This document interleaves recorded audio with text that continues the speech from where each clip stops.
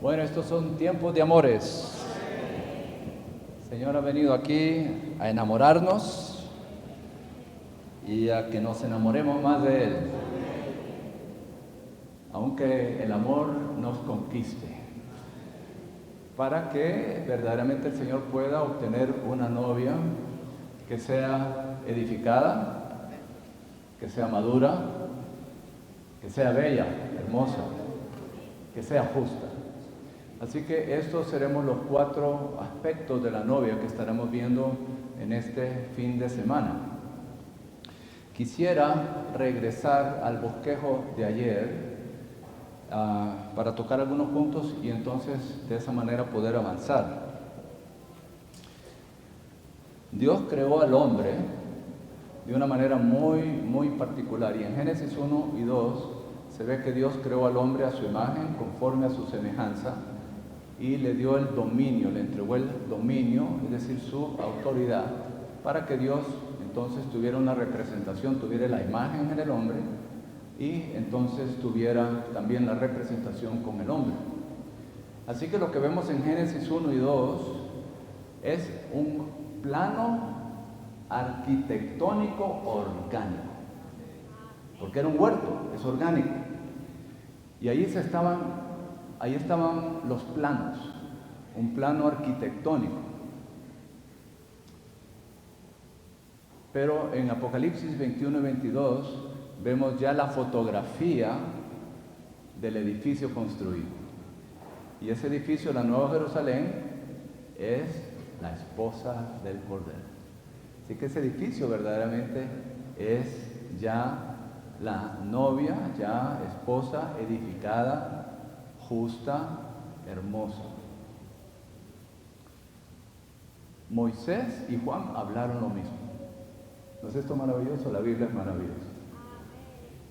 Moisés en Génesis habló lo mismo que Juan habló en Apocalipsis 21 y 22.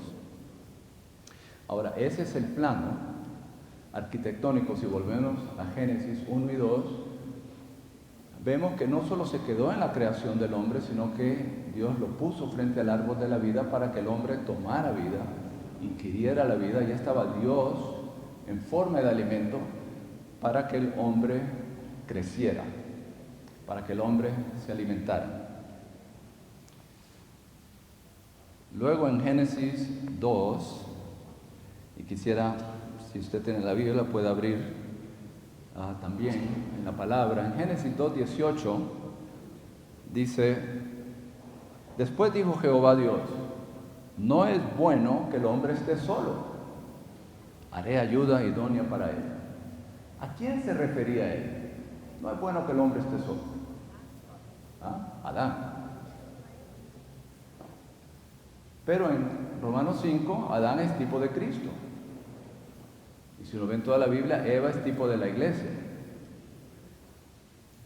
Así que hago la pregunta de nuevo: ¿a quién se estaba refiriendo? A Dios mismo. Dios está diciendo, no es bueno que yo esté solo. ¿Sabe que Dios no quiere estar solo?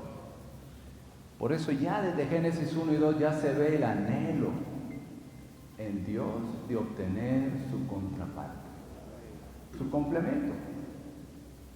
No es bueno que Dios esté solo. Ahora, ¿qué hizo él?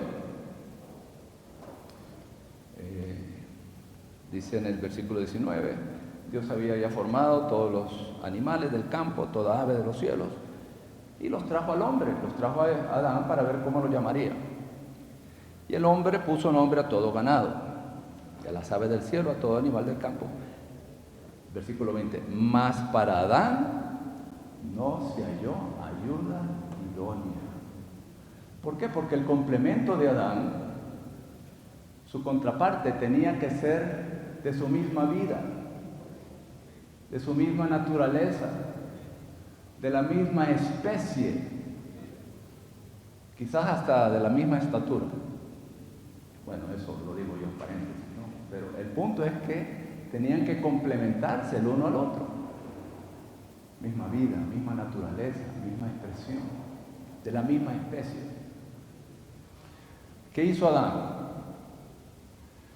Él nombró, pero es interesante que yo creo que en todo ese proceso de nombrar, también allí hay cierta luz para nosotros, para ver qué clase de animal somos nosotros cuando no somos Eva.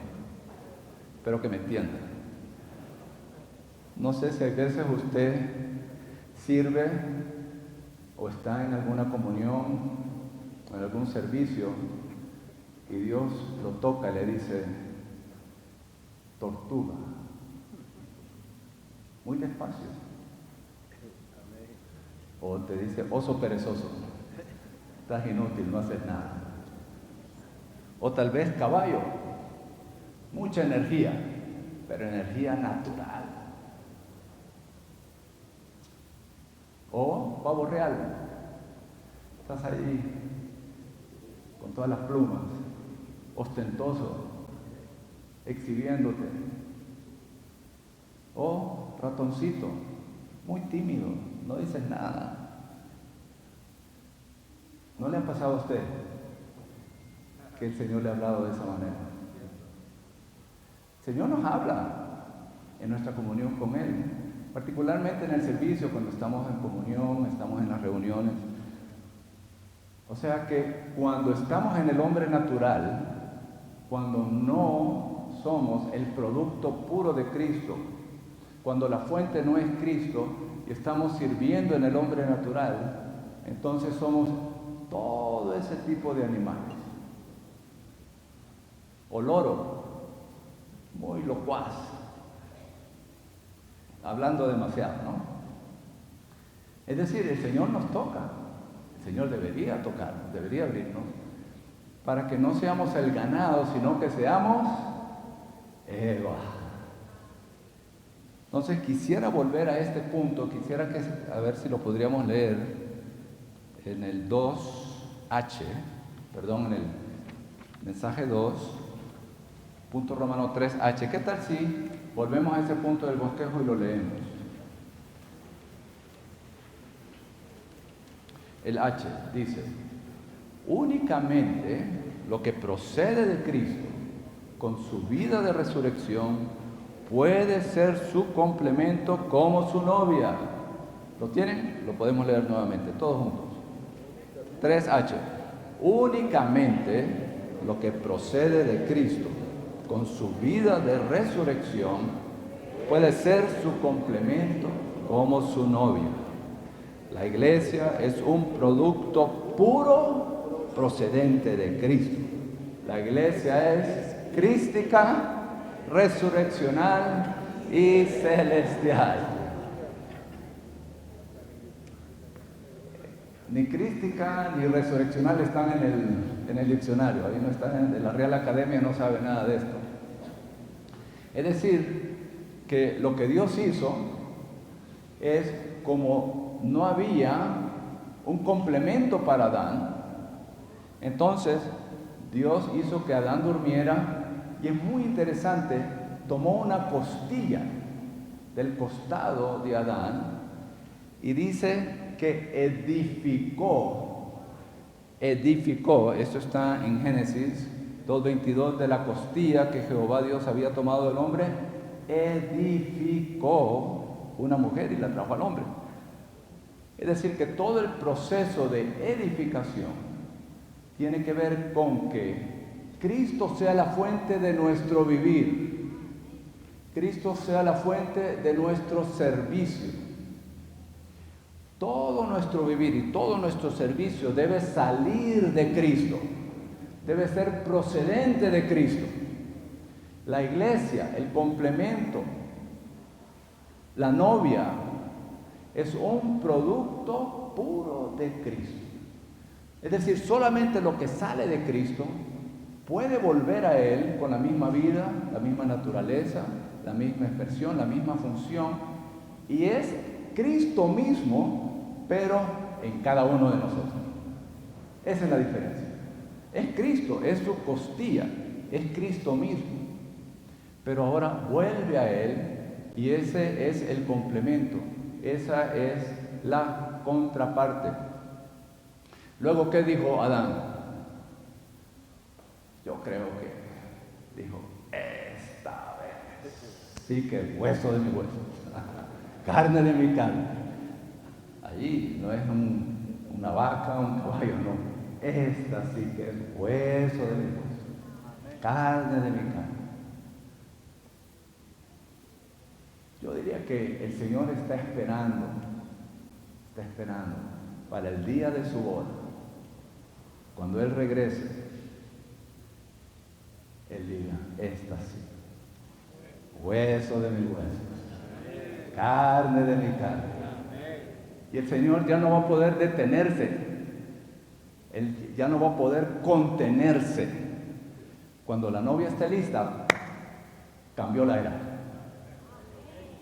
Y Él viene, cambia la era de la gracia a la era del reino. Es decir, lo que estamos hablando acá es un mover dispensacional, un cambio de era, en el que el Señor ahora está edificando el cuerpo de Cristo. Esto se lleva a cabo en las iglesias, en vida, pero falta el aspecto del amor. Y el aspecto del amor es la preparación de la novia. Por eso estamos aquí, otra vez. El año pasado también tocamos esto. O sea, este es el hablar del ministerio. Esto es el hablar del Señor a su recobro. ¿Por qué? Porque hay un anhelo en el Señor de que su novia se prepare. Él no lo va a hacer. Si usted lee Apocalipsis 19, versículo 7, podríamos leerlo, dice allí que gocémonos y alegrémonos, porque han llegado las bodas del Cordero, y Cristo preparó a su novia.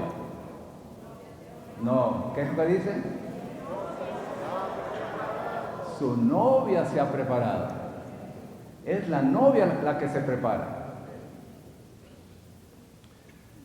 Una vez estábamos teniendo una comunión y un hermano dijo de que en el trabajo había un colega de trabajo que había dicho, y les digo a todos los colegas, ¿no? Porque cuando uno trabaja en ciertas empresas, traen golosinas, traen pasteles, traen de todo, ¿no?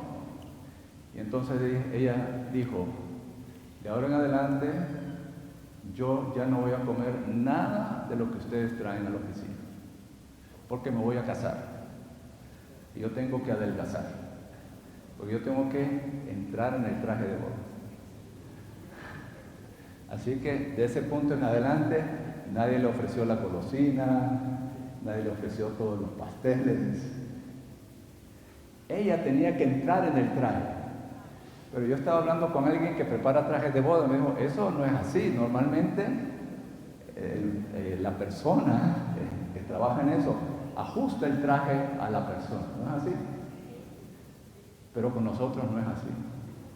Nosotros tenemos que entrar en el traje de boda.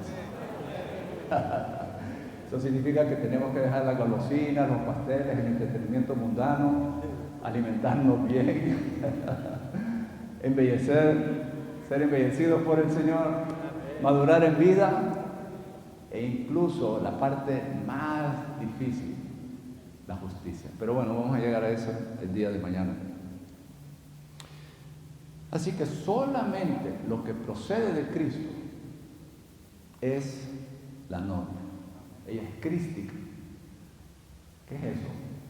Bueno, tiene la naturaleza de Cristo. Como eso no existe en el vocabulario del hombre, pues tuvimos que inventarnos esa palabra. La iglesia es crística. La iglesia es resurreccional, es decir, es de la naturaleza de la resurrección y es celestial, en el ámbito de lo celestial. ¿Qué tal si le dice a su vecino? La iglesia es crística, resurreccional y celestial.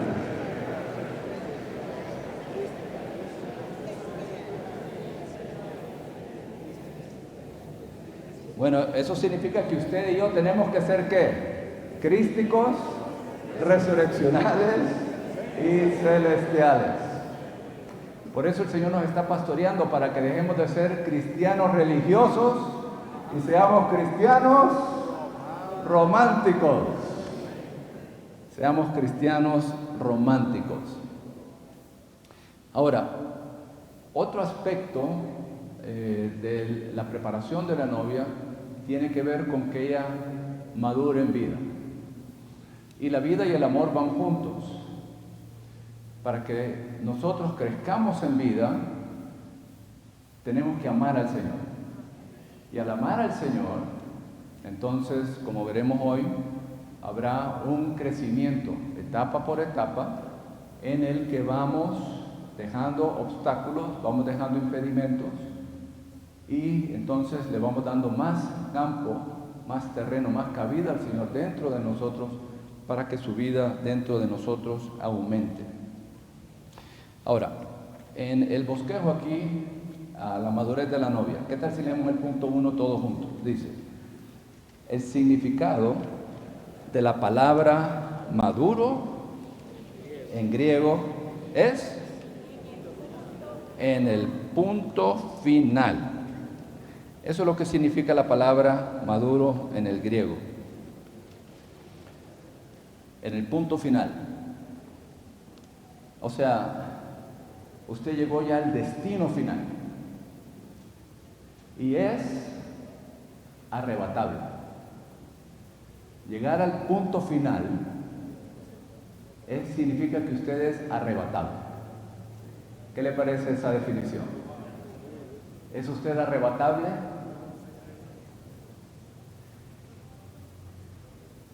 Bueno, eso significa que no hemos llegado al punto final, pero sabemos a dónde es la meta. Y la meta no es la transformación, la meta es la madurez. La transformación tiene que ver con experimentar un cambio metabólico en nuestra vida natural. De yegua, ¿verdad? Como vimos el año pasado, de yegua, pasando a ojos de paloma, a lirio, litera, palanquín, huerto, ciudad y finalmente la sulamita. Cambió de yegua, relinchando, pateando, con mucha energía natural a ser una sulamita. El reflejo de Cristo. Pero ese punto donde ella llega, y si usted lee Cantar de los Cantares 8, ella ya llegó a un punto de madurez donde ella era arrebatable. Y de hecho le dijo, apresúrate, amado mío. Ella ya estaba lista, ya había llegado a ese punto. Entonces lo que quisiera hacer ahora es manifestarles 6 aspectos o características de lo que es la madurez. Es decir, habría que preguntarnos, ¿qué significa llegar a la madurez? Bueno, les voy a dar 6 características para que entonces eso nos dé cierta indicación, cierto indicio, ¿verdad? En cuanto no solamente a dónde estamos, sino cuál es el destino final. Y aquí solo les presento este principio. En la Biblia hay muchos mandamientos, ¿no es así? Muchos mandamientos. Si usted lee la Biblia y llega a esos mandamientos, entonces hay varias reacciones. Una es muy difícil, no puedo. O bueno, si usted dice que es muy difícil, todavía usted va a seguir tratando. Pero tal vez llega al punto donde dice, es imposible. Ahí sí Dios tiene alguna oportunidad de operar, porque usted ya se dio por vencido. Pero muchas veces decimos, no puedo lograr esto, así que ese versículo de la Biblia, pues lo corto, lo dejo a un lado y lo corto, lo quito de la Biblia. ¿No le pasa? O eso le aplica a otra persona, pero eso no me aplica a mí. O sea, podemos leer la Biblia muy selectivamente. Entonces, aquí les voy a presentar 6 normas de lo que es la madurez. O sea, no hemos llegado ahí, creo que todos estamos claros. Pero cuando vemos mandamientos o vemos normas o requisitos elevados, entonces quisiera animarlos a que lean esta nota en Mateo 5:48, la nota 1. Solo les voy a leer la última parte, pero sí se las recomiendo, porque el mandamiento sí, cada vez que leo este versículo, me doy por vencido. Dice: sed pues perfectos, como vuestro Padre Celestial es perfecto. Esta es la norma, sed perfecto. Y si usted cree que está logrando, tiene ciertos logros, cuando lee, pues lea este versículo y ahí usted va a darse cuenta. Todavía no he llegado, pero eso no significa que Dios baja la norma. La norma sigue siendo sed perfectos. Pero la nota aquí nos ayuda mucho para ver cómo tomar este mandamiento. Y dice al final, en la nota 5:48, dice: esta exigencia, es decir, ser perfectos, como vuestro Padre Celestial es perfecto, esta exigencia abre el ser interior de las personas regeneradas. Es decir, cuando usted lee este versículo, usted puede cerrarse y decir no puedo, o esto puede abrir el ser de usted. Todo mandamiento. El ejercicio es, cuando leemos esto, abrir nuestro ser al Señor. Este mandamiento, esta exigencia, abre el ser interior de las personas regeneradas, mostrándoles que pueden llegar a un nivel muy alto y tener un vivir muy elevado. Claro, la clave de esto está en el versículo 45, donde habla de ser hijos del Padre. Es decir, todo lo que es Mateo 5, 6 y 7, donde se nos presenta la constitución del reino de los cielos, allí está la expresión de la vida del Rey que está dentro de nosotros. Y cuando vemos esos requisitos, esas normas, entonces debemos traer esto al Señor, abrirnos al Señor, para que entonces podamos darle campo, terreno, a que la vida del Señor pueda crecer en nosotros. Bueno, el primer versículo es Hebreos 6:1. Y esto pues es el punto de introducción, ¿no? Donde dice: por tanto, dejando ya la palabra de los comienzos de Cristo, seamos llevados a la madurez. Eso es lo que le dice la nota LIT. En verdad, vayamos adelante a la madurez significa que yo puedo lograrlo, pero la realidad es que este es activo pasivo en el griego. Dice: seamos llevados a la madurez. Es como en Hechos se nos dice: sed salvos, o en Timoteo dice: sed fortalecidos, o en Pedro dice: sed salvos. Yo no puedo salvarme. Yo no tengo la manera de crecer en vida, no tengo la manera de ser santo, pero sí puedo cooperar con el santo, con aquel que es vida, que él es el viviente. Y de esa manera, al ser salvo o al ser llevado a la madurez, yo coopero. Y este es el punto acá, la cooperación. Él nos infunde, Él tiene la vida, Él es el viviente, Él quiere llevarnos etapa por etapa. Yo simplemente coopero para ser llevado a la madurez, etapa por etapa. Muy bien, aquí viene el primero de los 6 puntos de estas características de la madurez. Número 1, ser llenos de la vida que nos cambia. Efesios 3:19, para que seáis llenos hasta la medida de toda la plenitud de Dios. La madurez, habíamos dicho, no es solamente la transformación, sino que es ser llenos de la vida que nos cambia. Y esto lo vamos a ver con Jacob y con José. Y esta llenura se manifiesta principalmente en nuestras palabras, porque lo que llena el corazón, esas son nuestras palabras. Nuestra boca, nuestras palabras manifiestan lo que llena nuestro corazón. Entonces, en vez de juicios, críticas, quejas, con Jacob vemos que finalmente, ya en la etapa de la madurez, él bendice. A todo el que veía lo bendecía, Jacob. Bendice a Faraón, bendice a sus hijos. Todo el que veía a Jacob, él lo bendecía. Es decir, habían palabras de gracia, había suministro de vida, habían allí palabras de bendición. Esta es la manifestación de una vida madura, es una vida que bendice. Número 2, reinar en vida. Romanos 5:17. Mucho más reinarán en vida por uno solo Jesucristo los que reciben la abundancia de la gracia y del don de la justicia. La parte madura, reinante de Jacob es José. Usted ve la parte madura en la vida de José. ¿Y qué hacía José? José reinaba sobre todo. Lo vendieron, reinó. Lo metieron en el calabozo, reinó. Lo metieron en la casa de Potifar, reinó.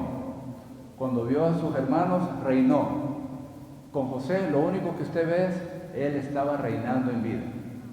Y un buen ejemplo de esto es Pablo en Hechos 27 y 28, cuando fue llevado en esa nave, iba camino a Roma, hubo una tempestad, hubo un naufragio, y usted lo que ve en todos esos capítulos, allí en ese naufragio, en esa tempestad, usted ve que todas esas eran oportunidades para que Pablo reinara en vida. Lo picó una víbora, una serpiente, la sacudió.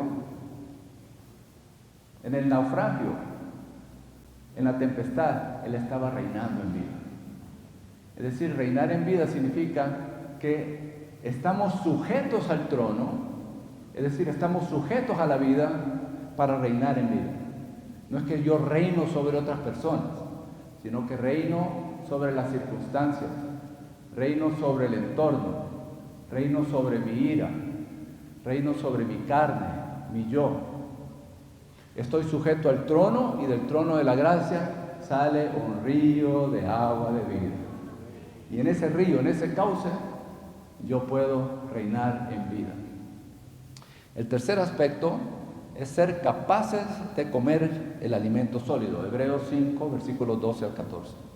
Ahí se nos habla de comer el alimento sólido, que es la palabra de justicia, ya no la leche, sino el alimento sólido, la palabra de justicia. El alimento sólido es para los que han alcanzado madurez. Entonces, en cuanto a nuestra dieta, hay 3 etapas. La primera etapa es Egipto. Ahí comemos el Cordero Redentor, somos salvos, somos redimidos. Pasamos al desierto, empezamos a comer el maná. El maná es la comida mientras vamos deambulando, ¿no? Pero en Josué 5:12 dice que cuando entraron en la buena tierra, ¿qué ocurrió? Cesó el maná. El maná ya no era la comida de ellos en la buena tierra. Es decir, que todos nosotros debemos dejar de depender del maná, que tal vez es la comidita que usted en la mañana recibe un poquito, ese es maná. Pero el alimento sólido es ya cuando estamos en la buena tierra y estamos laborando en un aspecto de Cristo, ya allí metiéndonos, orando, siguiendo el sentir del Señor con respecto a ciertos aspectos de Cristo, del propósito eterno de Cristo. Eso ya no es el rocío de la mañana, ese ya no es el maná que descendió. Ahora usted está laborando, tiene su parcela de tierra y usted está laborando en aspectos de Cristo. En Deuteronomio 8, versículo 8, se nos hablan varios aspectos de Cristo.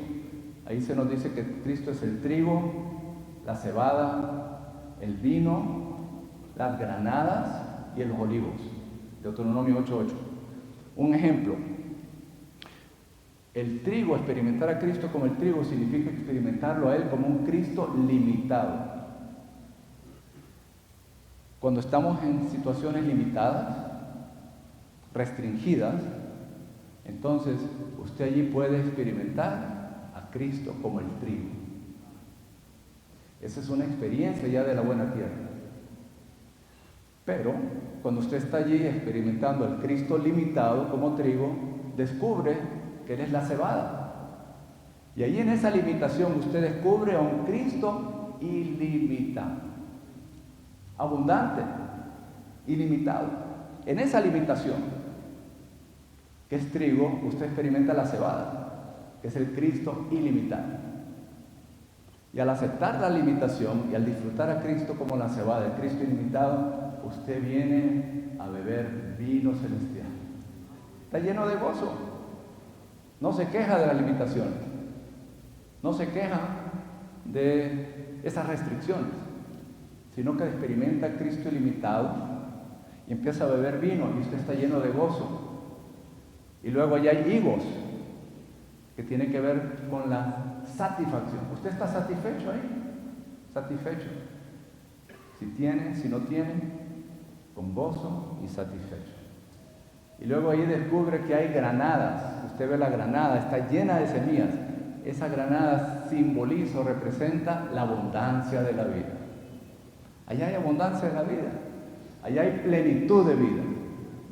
Y finalmente las olivas, la plenitud del Espíritu. Ese es un ejemplo de lo que es laborar en Cristo en la buena tierra como alimento sólido.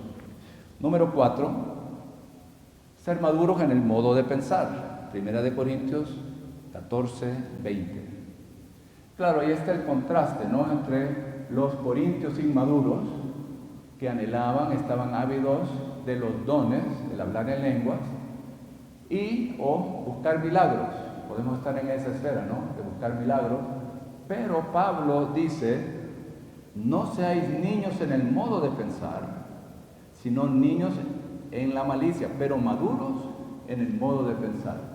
Cuando ya estamos maduros en el modo de pensar, entonces en nuestro diario vivir llevamos una vida de profetizar. No solo el domingo en la mañana a manera de popcorn, en los últimos 30 minutos veo algo, tengo que llevar algo, mete usted ahí el popcorn, ya a los 5 minutos ya está listo el popcorn y yo llevo algo, bueno, llevé algo. No, durante toda la semana usted ha estado laborando. Una vida de profetizar, porque ahora usted ya tiene un modo maduro de pensar, porque el que profetiza edifica la iglesia. Tiene palabras de consolación, de aliento, palabras de gracia. Número 5, ser perfectos como nuestro Padre Celestial es perfecto. Ya mencioné esto, ¿no? Mateo 5, 48.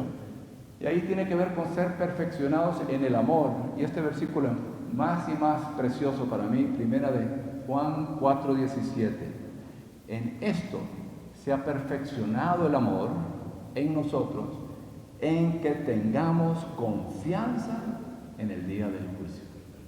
Cuanto más va siendo perfeccionado el amor en nosotros, más va eliminando el temor, incluso para que amemos la manifestación del Señor, amemos su venida, incluso tengamos confianza en el día del juicio. Finalmente, el 6º punto es ver el cuerpo, conocer el cuerpo, vivir en el cuerpo y para el cuerpo, ocuparnos del cuerpo y honrar el cuerpo. Es decir, que más y más, al llegar a la madurez, se ensancha nuestro corazón para recibir a los otros miembros del cuerpo de Cristo. Incluso como iglesias dejamos el localismo, dejamos el regionalismo o el nacionalismo para que entonces podamos respetar las funciones los unos de los otros en las reuniones de servicio. Yo honro su función, como los 4 seres vivientes. Algunos son evangelistas, otros pastorean, otros son buenos en la administración. Con los 4 seres vivientes, verdaderamente, si vemos el cuerpo, entonces todas estas funciones se complementan y ahí somos miembros los unos de los otros en el cuerpo de Cristo. Asidos a la cabeza y en función dentro del cuerpo, como miembros los unos de los otros, pero incluso en las iglesias, compenetrándonos, para que entonces entremos más y más en la realidad del cuerpo de Cristo. Bueno, estos son los 6 aspectos o características de una vida madura. Así que espero que podamos llevar esto al Señor y poder abrir nuestro ser al Señor para que el Señor nos vaya llevando etapa por etapa.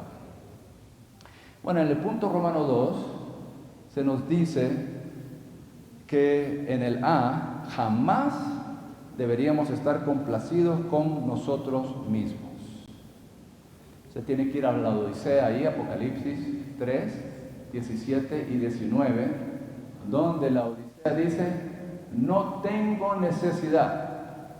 Si usted algún día dice, no tengo necesidad de mi hermano o de esta iglesia, tenga cuidado. Eso es extremadamente peligroso. Y claro, ahí con la Odisea ya era tibia, ni caliente ni fría. El Señor dijo que estoy a punto de vomitarte mi cuerpo. Es decir, que todavía daba oportunidad para arrepentirnos. ¿Cuál es el problema de estar complacido? Estoy bien, no hay ningún problema. No tengo necesidad de nadie. Estoy bien solo, no me molesta. ¿Sabe? La vida de iglesia es incómoda. Aquí todo nos molesta. Y cuanto más estamos en la vida de iglesia, más problemas hay. Y cómo Dios nos creó a todos distintos y nos puso juntos. Solo a Dios se le ocurrió eso. ¿Para qué? Para que tomemos al Señor, para que oremos juntos, para que Cristo pueda infundirse en nosotros. Y como nos dice Filipenses, olvidando lo que queda atrás y extendiéndonos a lo que queda por delante. Santos, olvidemos lo que queda atrás. Olvidemos. Deje eso atrás. Deje su pasado, bueno o malo. Si usted es joven, todavía hay tiempo. Si usted es mayor de 70, todavía hay tiempo. Pero que dejemos atrás y extendámonos. Olvidemos lo que queda atrás y extendámonos a lo que está delante. Recientemente escuché un testimonio de unos santos, eran mayores de 70 años de edad y estaban en las reuniones y yo, no sé, tal vez eso le pasa a ustedes, no tiene que tener 70 años de edad para que esto le ocurra. Semana tras semana, mes tras mes, año tras año, las mismas caras. Las mismas caras, los mismos. Y normalmente cuando eso ocurre, son menos caras. Tal vez nos aburrimos los unos de los otros o nos ofendemos los unos a los otros. Va menguando el número, ¿no? Bueno, el punto es de que ahí estaban las mismas caras. Y entonces tocaron al Señor, se arrepintieron y dijeron, ya no más. Olvidémonos de eso, extendámonos. Señor, danos fruto. Oraron, el Señor los dirigió. Por ahí donde ustedes están, pasan todos los jóvenes adolescentes que están saliendo de la escuela. Entonces, ¿qué hicieron ellos? Salieron ahí con chocolate caliente, porque estaba nevando, era frío. Chocolate caliente en una mano, tratado en el otro. Aquí no pescamos con canzuelo, con carnada. Aquí nuestro anzuelo es recto. Usted tiene que pescar para que el pez venga. Aquí no jalamos a nadie con carnada ni con anzuelo. En una mano el chocolate caliente, en el otro lado el tratado. Entonces, los jóvenes pasaban por ahí, agarraban el chocolate caliente, agarraban el tratado. Pasó, se puso más cálido el clima, seguían saliendo, todas las semanas. Ahora limonada y tratado, limonada y tratado.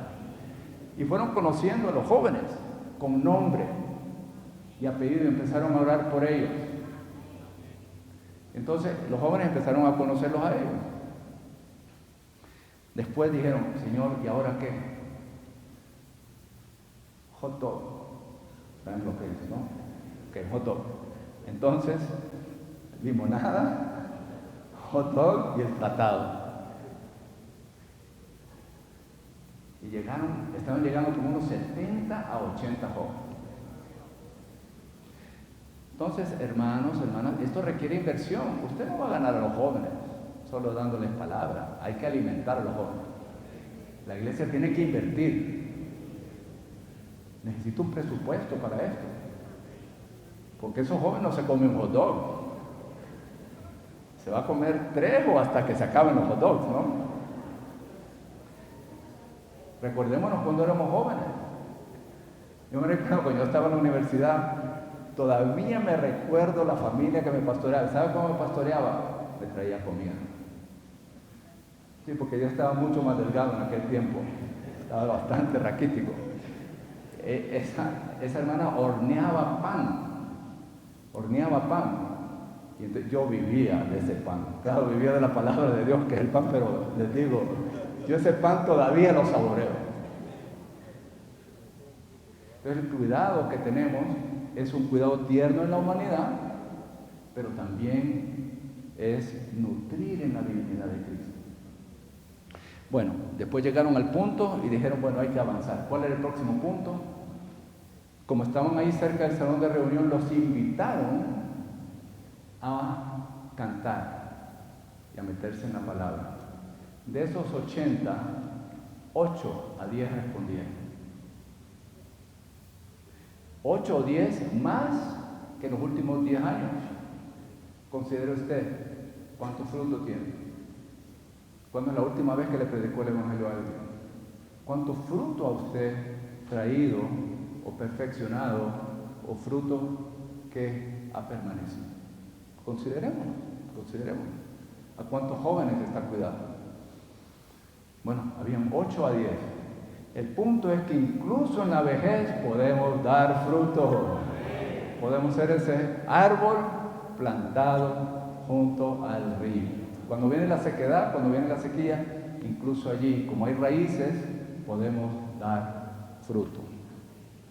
Bueno, olvidemos lo que queda atrás y extendámonos a lo que está delante. Muy bien, en el 3, ¿qué tal si leemos juntos? Aquí se nos presenta que el Señor es un labrador. En su epístola, Jacobo usa el ejemplo de un labrador que espera con longanimidad el precioso fruto de la tierra. El Señor es el labrador. En el campo van a haber primicias que maduran primero. Eso está en Apocalipsis 14. Y también están la mies. Entonces, las primicias maduran primero. Es decir, que el arrebatamiento tiene que ver con nuestra madurez en vida. ¿Quiénes van a ser arrebatados? Los que están maduros, las primicias. ¿Quiénes van a ser arrebatados después de la gran tribulación en la mies? Aquellos que no maduraron. Entonces ellos serán tomados, pero allí entonces está el asunto de la recompensa o el castigo dispensacional. ¿Qué queremos? ¿Ganar el galardón ahora? ¿Madurar ahora? ¿O madurar después de 1000 años? Usted va a madurar, o es ahora, en 30 años, o en 1000 años. ¿Qué quiere? ¿Plan A o plan B? El plan A, eso lo decimos ahora, pero el punto es que esto tiene que calar en nosotros. Y esto es como las vírgenes en Mateo 24 y 25. Las vírgenes insensatas recibieron el aceite en su lámpara, pero no pagaron el precio para obtener el aceite en sus vasijas. Es decir, que no le dieron campo, no le dieron terreno para que el Señor se extendiera a sus almas, para que renovara sus mentes, santificara sus emociones, los doblegara en la voluntad. Pero las vírgenes prudentes estaban listas cuando vino el novio. Ellas tenían aceite en sus lámparas y también en sus vasijas. Y ellas estaban listas para entrar en la fiesta de bodas. Es interesante, Mateo 24, versículos 40, 41, ahí se nos dice que 2 estaban en el campo, uno fue tomado, el otro fue dejado. Estaban 2 en el molino, una fue tomada, la otra fue dejada. Yo he llegado a la siguiente conclusión, ustedes me corrigen. El que fue tomado no se sorprendió. No se sorprendió. porque en toda la vida él estaba pagando el precio, él tenía una comunión con el Señor ininterrumpida. Así que cuando el Señor llama, esa persona estaba lista. Y el que no fue tomado, tampoco se sorprendió. El que no fue tomado tampoco se sorprendió, porque él sabía, fui perezoso, no pagué el precio, no tomé la cruz, estaba ofendido, nunca tenía palabras de suministro, no cuidé de otros, no hay fruto, es decir, no maduré, no reiné en vida, no bendije, no profeticé, no cuidé de otros, no comí el alimento sólido. El que no fue tomado tampoco se sorprendió. Entonces el Señor viene como labrador. Y tal vez, espero que les ocurra, ¿no? Que cuanto más estemos tocando estos temas, usted más y más vaya a un sentir por dentro, decir, Señor, ven. Es decir, Señor, cumple tu propósito. Ven, prepara la novia. Y cuando usted le diga, ven Señor Jesús, el Señor le va a decir, madura. No puedo regresar hasta que tú maduras. Eso es un intercambio muy precioso que espero que todos ustedes tengan con el Señor, que está aquí, ¿no? En este punto dice, si oramos, Señor, regresa pronto, quizás el Señor diga, mientras ustedes esperan mi regreso, yo espero que ustedes maduren.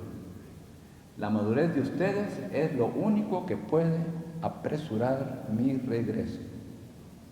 ¿Podemos apresurar el regreso del Señor? ¿A dónde dice eso en la Biblia? Ajá, ahí está, en Pedro.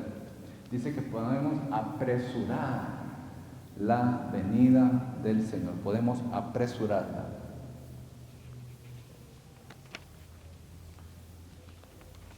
Es decir, no solo esperar, sino apresurar. Si nosotros demoramos el proceso de madurez, demoramos la venida del Señor. Si apresuramos nuestro proceso de madurez, apresuramos la venida del Señor. Segunda de Pedro 3:12. Esperando y apresurando la venida del día de Dios. Y luego esto viene a ser la oración, ¿no? En Apocalipsis 22:20, Juan ora, ven Señor Jesús. Esa ya es una oración de alguien maduro. Y se equipara con Cantar de los Cantares 8:14, donde la Sulamita dice, apresúrate, amado mío. También la madurez. Hay un clamor porque el novio regrese, porque nuestro amado regrese. Muy bien, vamos entonces ahora al punto Romanos 4. Ser maduros consiste en que Cristo sea plenamente formado en nosotros. Esto sigue la secuencia en Gálatas. En Gálatas 1:16, Cristo es revelado en nosotros. Gálatas 2:20, Cristo vive en nosotros. 3:27, somos revestidos de Cristo. Y en Gálatas 4:19, Cristo es formado en nosotros. En el 5 se toca el punto de nuestra voluntad y se nos presenta el cuadro del Cantar de los Cantares. ¿Qué tal si leemos el punto 5, Romanos 5, todos juntos? Dice, el capítulo 3 del Cantar de los Cantares nos muestra la madurez de la buscadora. Y el capítulo 4 continúa explicando que dicha madurez es alcanzada por la subyugación de la voluntad. El secreto de la madurez de la buscadora consiste en que la voluntad ha sido plenamente subyugada y resucitada. En 1980 al 82 el hermano Lee dio unos mensajes en el que están recopilados en un libro que se llama Entrenamiento de Perfeccionamiento. Y él allí presentó el diagnóstico. ¿Cómo es que hemos estado tanto tiempo en el recobro, tantos años en la vida de iglesia, y hay poco crecimiento, y hay poca función? Porque si hay función, eso manifiesta el crecimiento en vida. A medida que vamos creciendo en vida, hay más función. Entonces, ¿por qué hay tan poco crecimiento y tan poca función? Y él entonces allí hace un diagnóstico.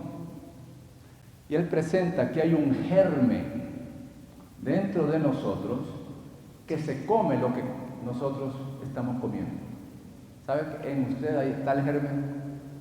¿Por qué usted tiene tan poco crecimiento? ¿Por qué hay tan poca función? Porque hay algo, y no me excluyo, dentro de nosotros que se come la nutrición. Sí, hemos comido algo, pero hay algo dentro de nosotros que se lo come. Es decir, no asimilamos, no digerimos. Es como una especie de cáncer dentro de nosotros, que se come lo que estamos ingiriendo.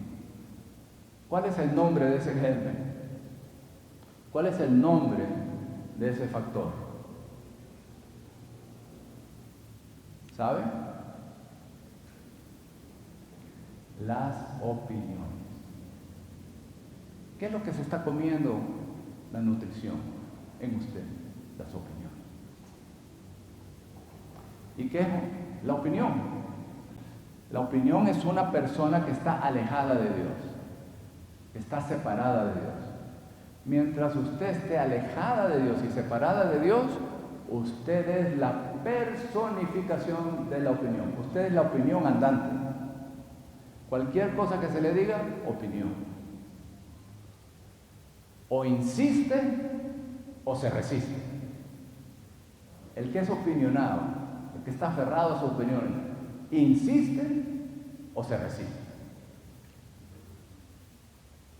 Entonces, eso dentro de usted se está comiendo toda la comida, como una lombriz que está ahí adentro. Está comiendo todo, peor, es una enfermedad, es un cáncer.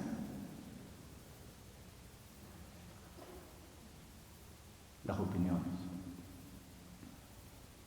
Todos tenemos opinión. Y si alguien le dice a usted algo, rebota. Usted no lo recibe, rebota. Pero si su tiempo con el Señor es demasiado limitado, y usted está allí 5 minutos, 10 minutos, 5 en el teléfono distraído con las notificaciones, 5 minutos pensando en lo que va a ser el día, y 1 minuto agarra un poquito de grama, ¿no? Como la vaca. Bueno, al menos tengo un poquito de grama para masticar. ¿Usted cree que el Señor puede tocarlo? ¿Usted cree que el Señor realmente puede avanzar, puede iluminarlo en lo que son sus opiniones, en lo que es ese impedimento dentro de usted que impide el crecimiento? No hay manera. Por eso Mateo 13 se nos habla de los distintos tipos de tierra.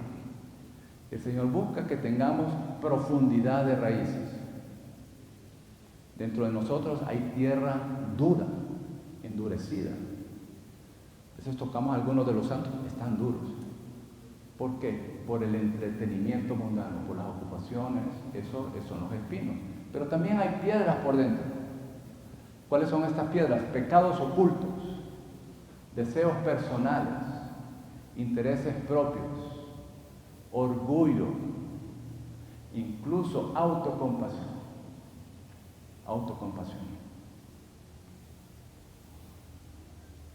Todo eso está dentro de nosotros, se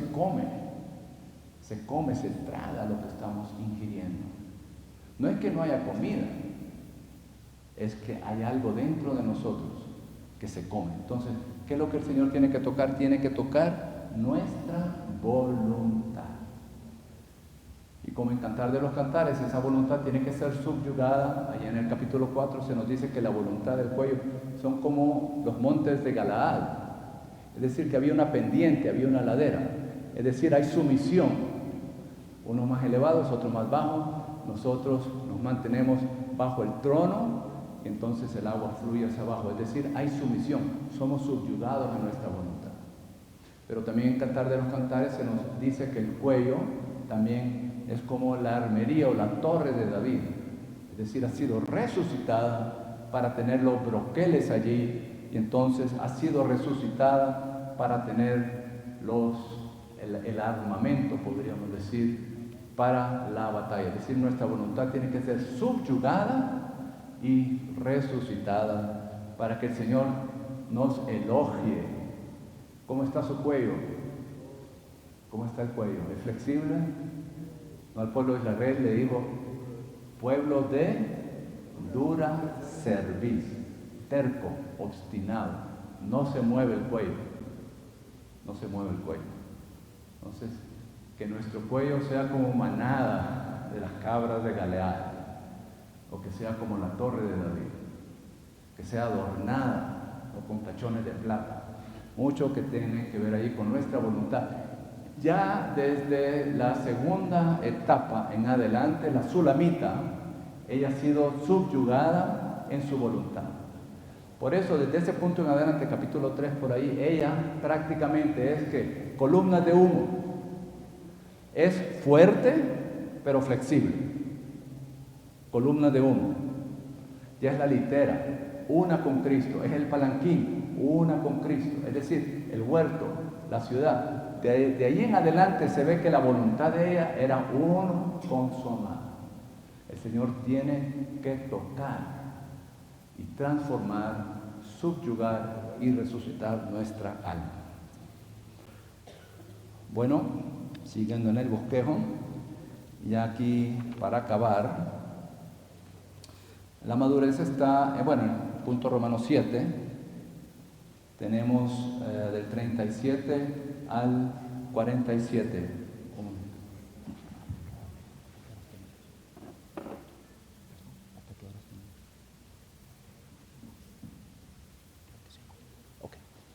Disculpen. Entonces aquí está Génesis 37 al 47, es un proceso mediante el cual Jacob alcanzó la madurez. Entonces, vemos tres etapas con Jacob. Está entonces el suplantador, Génesis 27, luego el Jacob transformado, Génesis 37, y luego el Jacob maduro en Génesis 47. Esa es la progresión. Todos comenzamos bandidos, engañadores, mafiosos. Ok, ese era Jacob. Cuidado, usted tocaba a Jacob y no encontraba la billetera después, ¿no? Algo le robaba. Así que todos tenemos esperanza. Pues todos comenzamos de suplantadores. Pero se ve con Jacob, hay un desarrollo. Él viene a ser transformado. Pero desde el 37 hasta el 47 vemos el proceso de madurez. Entonces, no debemos conformarnos solamente con la transformación, sino tenemos que ver el proceso de madurez. Ahora, ¿cuál es el proceso de madurez? Del 37 al 47 vemos que ahí se hilvanan, se entretejen la vida de Jacob y la vida de José. ¿Qué ocurrió entonces con Jacob? ¿Cuál fue el proceso de la madurez? El proceso de la madurez de Jacob fue, quisiera leer este punto, ¿qué tal si lo leemos todos juntos en el D? Dios soberanamente usará personas, cosas y eventos para vaciarnos de todo lo que nos ha llenado y para quitarnos toda preocupación a fin de que podamos tener una mayor capacidad para ser llenos de Dios. ¿Cuál es el proceso de madurez? Dios soberanamente va a usar personas, cosas y eventos para vaciarnos. El proceso de madurez es un proceso de ser vaciado de todo lo que nos ha llenado y para quitarnos toda preocupación a fin de que podamos tener mayor capacidad para ser llenos de Dios. Y esto es exactamente lo que vemos en Génesis 37 en adelante. ¿Qué fue lo primero que le fue quitado? Bueno, ¿qué le fue quitado a Jacob? Su hijo favorito. José, pierde a José, porque los hermanos lo vendieron. Y ahí entonces Jacob pierde a su hijo favorito. Ya comienza este proceso de ser vaciado. Y se quedó con la ambigüedad, ¿lo mataron o no lo mataron? Porque nunca vio el cuerpo, quedó con esa ambigüedad. Claro, el hecho de que él tuviera un hijo favorito significa que era natural. O sea, estaba transformado, pero también tenía amor natural. Cuidado con lo que para usted sea favorito. En este proceso de madurez, Dios empieza a quitar, a vaciar, a desocuparnos de aquello que nos gusta, en lo que nos deleitamos. El hijo favorito, José, fue quitado. Luego, los hijos lo engañan. Antes Jacob engañaba a todos y ahora sus hijos lo engañan. Porque le mintieron. Vendieron a José, pero le mintieron. Engañaron a Jacob. Luego que viene una hambruna. Eso es soberano, está fuera de su control. Así que se ve obligado a enviar a sus hijos a Egipto. Se quedó con Benjamín, todavía su favorito, hijo de Raquel. Eran los dos favoritos, José y Raquel. Se queda con él y envía a los otros.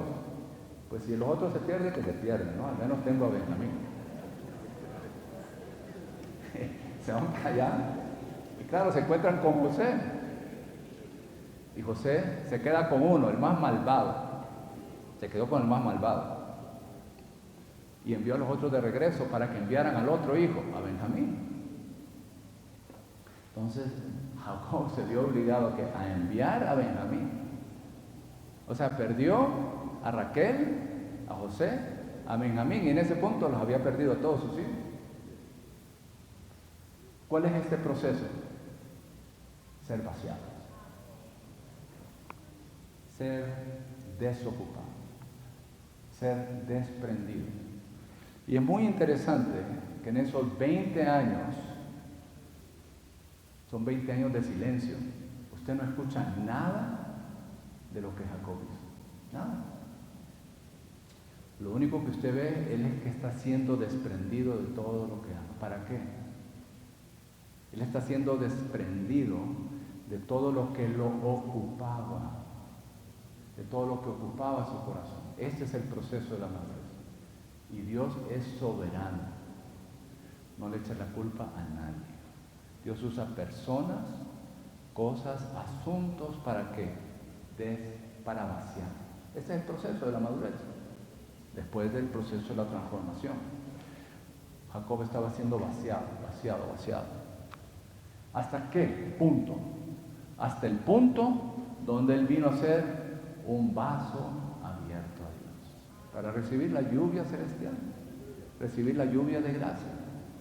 Ya estaba siendo desocupado, vaciado, y ahora él era una jarra abierta, recibiendo. Entonces lo que vemos es a José que reina, pero usted no está viendo todos los golpes que está recibiendo Jacob. Entonces lo que vemos es un José que reina, pero el proceso es que la disciplina del Espíritu Santo, ser despojados, ser vaciados. José reina, Jacob es despojado. Esto va a la par. Si hemos de reinar en vida, llegar a la madurez, entonces el proceso es de ser vaciados y de ser despojados. Así que aquí quisiera insertar unas palabras del hermano Watchman Nee en la biografía que escribió el hermano Lee, a página 144, que nos toca este tema de la madurez en la vida espiritual. Watchman Nee dice: se requiere tiempo para madurar. Aunque los jóvenes puedan acumular mucha información, en realidad no pueden alcanzar la madurez, ya que ésta depende del ensanchamiento de su capacidad.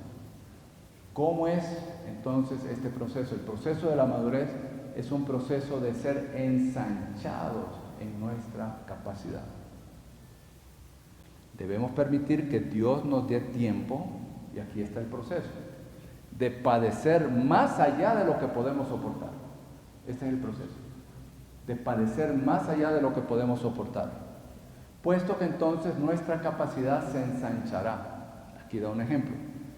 Algunos pueden soportar la pérdida de $5, lo soportan, lo aguantan, pero no resistirían la pérdida de $5,000. ¿Ves? Depende del ensanchamiento del corazón. Algunos pueden perdonar 2 o 3 veces, pero a la quinta sus manos temblarán. Tiene que ser ensanchado el corazón. Uno descubre lo maduro o lo inmaduro de una fruta comiéndola. Este es el ejemplo de comer una fruta que ya está madura. Uno sabe cuando está madura el plátano o cuando no está maduro, ¿no? Al comerlo. Entonces, y aquí él define, dice, es importante someterse a lo que Dios dispone en nuestras circunstancias. Esta es la clave. Un corazón abierto, la voluntad subyugada, para aceptar lo que Dios dispone con personas, cosas, asuntos. Es importante someterse a lo que Dios dispone en nuestras circunstancias, pues esto es la disciplina del Espíritu Santo. En el libro de la experiencia de vida, aunque un paréntesis, tercera etapa, hay una lección allí que es continua, aceptar la disciplina del Espíritu Santo. De esto es lo que está hablando el hermano Watchman Nee, y este es el ejemplo que vemos en Génesis con Jacob particularmente. Aquí, continúo leyendo, dice, escaparnos una sola vez de lo dispuesto por Dios es perder una oportunidad de ensanchar nuestra capacidad, lo cual prolongará el tiempo necesario para que la vida madure en nosotros y nos obligará a volver a tomar esa lección para llegar a la madurez. Un creyente no puede ser el mismo después de pasar por los sufrimientos. Escuchen, uno no puede ser el mismo después de pasar por sufrimiento. En dado caso, su capacidad será ensanchada o él se endurecerá. Es decir, cuando pasamos por sufrimientos, o la capacidad se ensancha porque lo recibimos de Dios y aceptamos la disciplina del Espíritu Santo, o nos endurecemos. No vamos a ser iguales. O se ensancha la capacidad o nos endurecemos. Por esta razón, cuando los creyentes padecen, deben estar atentos y conscientes de que la madurez en la vida espiritual, ¿qué es la madurez? Y aquí él hace una equivalencia, la madurez en la vida espiritual es o equivale a la suma de la disciplina que reciben del Espíritu Santo. Se puede ver si una persona ha madurado en la vida espiritual, pero no se ve la disciplina del Espíritu Santo que esa persona ha recibido secretamente día tras día en el transcurso de los años. Voy a hacer una aplicación, y yo creo que ya con esto acabo, en cuanto a los impedimentos que hay en nosotros para la vida, para que la vida crezca. ¿Cuáles son los impedimentos? Claro, ya tocamos las opiniones, ese es uno. Voy a mencionarles 8 más. De nuevo, para su comunión con el Señor, para ser alumbrados por el Señor, ¿verdad? Vamos etapa por etapa, tenemos que el Señor nos vaya pastoreando. Así que diferentes cosas en nuestra experiencia nos limitan, o más bien limitan o frustran el crecimiento de vida dentro de nosotros. Es como una raíz, una planta, ¿no? Encuentra piedras, encuentra espinos, encuentra dificultades, ¿no? Veamos cuáles son estas 9 dificultades. La primera que mencioné ya, las opiniones. Número 2, carencia de comida. Carencia de comida. Para crecer en vida usted tiene que comer. Si usted no come, si está desnutrido, si no come, entonces ese es un obstáculo. Para crecer hay que comer. Así que carencia de comida es otro aspecto. Número 2, o 3 diría, carencia de asimilación espiritual. Usted come, pero no digiere. Usted come, pero no asimila. Es decir, la palabra se quedó en su estómago, que es el espíritu. Usted recibe la palabra, pero se quedó en el estómago. Pero no pasa por los intestinos. Es decir, usted tiene un problema intestinal de absorción. Entonces usted no absorbe esa comida, por lo cual entonces no penetra en su alma. Su mente sigue igual. Los pensamientos, los sentimientos, la voluntad sigue igual. El año pasado igual, hace 2 años igual, hace 5 años igual. No hay crecimiento. ¿Por qué? Porque esa palabra se quedó en su espíritu. No fue asimilada, no fue digerida, no penetró. No había vía libre en la mente, en los sentimientos, en la voluntad. Bueno, número 4. Carencia de hambre espiritual. ¿Qué es esto? La indiferencia. Carencia de hambre espiritual. Se le fue el hambre. Usted ya es indiferente. Ser tibio. Ser tibio. Ser indiferente, no tener apetito por el Señor, no tener apetito por la palabra. ¿Qué nos dice en Jeremías? Dice, ay, tus palabras fueron halladas. Es decir, que él andaba buscando, no cayó de paracaídas, sino que las buscó y las halló. Y me las comí. Esa es una actitud que no es indiferente. Yo diría de que nuestro apetito puede fluctuar, pero aunque nuestro apetito fluctúa, si usted tiene tiempos estables y fijos de comer, su apetito va a ser restaurado. Hay veces que yo como algo, no porque tenga hambre, sino porque ya llegó a las 12 del mediodía. Entonces ya ahora ya estoy, ya las tripas ya empiezan a decirme horas de comer, ¿no? Bueno, el punto es de que si usted tiene tiempos específicos fijos de comer, entonces el apetito va a ser estimulado. El punto es que cuando llegamos a la indiferencia, el Señor, tenemos que abrirnos al Señor. Señor, sálvame de la indiferencia. Restaura mi apetito. 5. Carencia de ejercicio espiritual. ¿Qué es esto? La pasividad. La pasividad. Usted puede comer, llega a las 400 libras, nada de ejercicio. Pasivo. Pasivo. Entonces, para crecer debemos que comer, recibir nutrición y ejercitarnos. Ejercitar nuestro espíritu, para que entonces estemos activos en la facultad de la comunión, de la intuición. Es decir, esto tiene que ver con la conciencia, con el espíritu. Esas son las facultades. No solamente quedarnos en la etapa de la conciencia, sino ampliar la comunión e incluso llegar a estar directamente gobernados y regidos por Dios. Esa ya es la función de la intuición. Ejercitamos el espíritu, pero también ejercitamos nuestro corazón para que nuestra mente sea renovada, que nuestros sentimientos sean santificados, que nuestra voluntad sea subyugada. Todo esto tiene que ver con el ejercicio del corazón, incluso tener un corazón puro, es decir, la conciencia no solo es buena, limpia, sino también pura. Busca solamente la gloria y la voluntad de Dios. Número 6, las opiniones. Ya lo manifesté. Número 7, la cultura. Usted no se da cuenta, pero serrano o costeño. La cultura. La cultura se traga lo que está por dentro. Y poner a un costeño junto con un serrano, cuidado, ¿no? Qué bueno que aquí tenemos de Perú, tenemos de Colombia. Lo que necesitamos es estar todos en el Osterizer, ¿no? En la licuadora. Aleluya, ahí perdemos toda la identidad nacional, toda la idiosincrasia nacional, todo el regionalismo, para que se produzca el nuevo hombre, donde no hay ecuatoriano, no hay colombiano, No hay peruano, no hay salvadoreño, no hay puertorriqueño, sino que Cristo es el todo y el todo.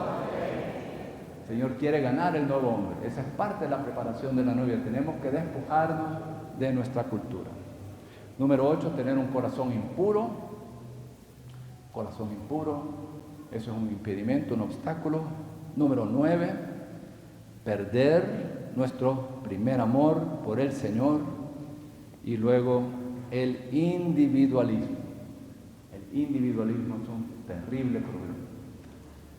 Ser una isla, aislarnos, no compenetrarnos, no tener necesidad de nadie, no buscar la comunión, no buscar a nadie, eso es un terrible, terrible enemigo y verdaderamente impide el crecimiento. En verdad son 9, ¿no? Son 9. Sí, ya que incluí las opiniones ahí. Muy bien. Oh Señor, crece en nosotros. Toca todos los impedimentos. Toca todos los obstáculos. Señor, que podamos recibir luz para que tú verdaderamente puedas crecer en cada uno de nosotros. Crecer corporativamente para que la novia llegue a ser madura. ¿Qué tal si en el E me gustaría que fuéramos leyendo, alternando? ¿Qué tal las hermanas comienzan con el E y luego los hermanos el 1 y así vamos alternando? Punto E, dice, hermanas, la vida de Jacob revela que todo lo que nos sucede está bajo la soberanía de Dios. Para nuestra transformación y madurez, nada sucede por causalidad, es decir, nada es accidental, nada sucede por casualidad, todo está bajo la soberanía de Dios. ¿Qué tal si le dice a su vecino, todo está bajo la soberanía de Dios?